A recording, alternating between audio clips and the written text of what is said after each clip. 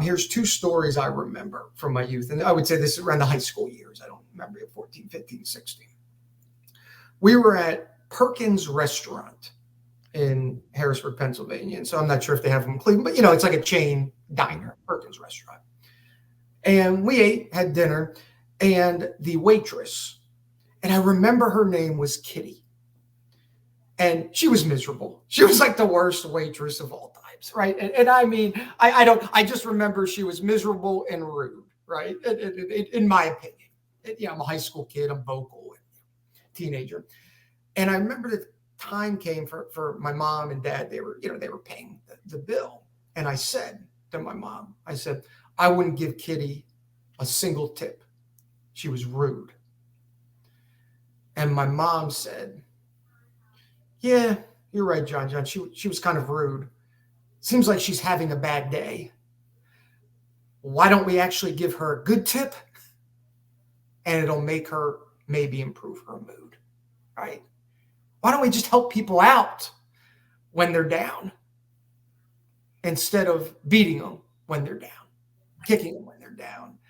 And that's a lesson.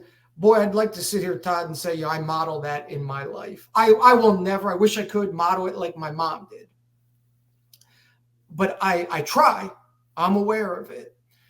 And one other brief story about my mom is one day we went to Target. It was the high school years. We're coming home.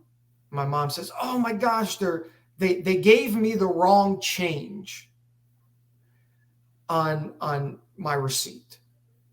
And so we got to go back to Target. So I'm in high school. I'm trying to get with my friends or whatever. I didn't want to be with my mom. Oh gosh, we're going back to Target. So we go back to Target. She goes up to customer service and she says, you gave me, $3 in change. It should have only been $2 in change. Here's your dollar back. Now, I certainly consider myself, an honest person. I try to live to high levels of integrity, right? But I can honestly say to this day, I'm not sure I would return to Target for $1.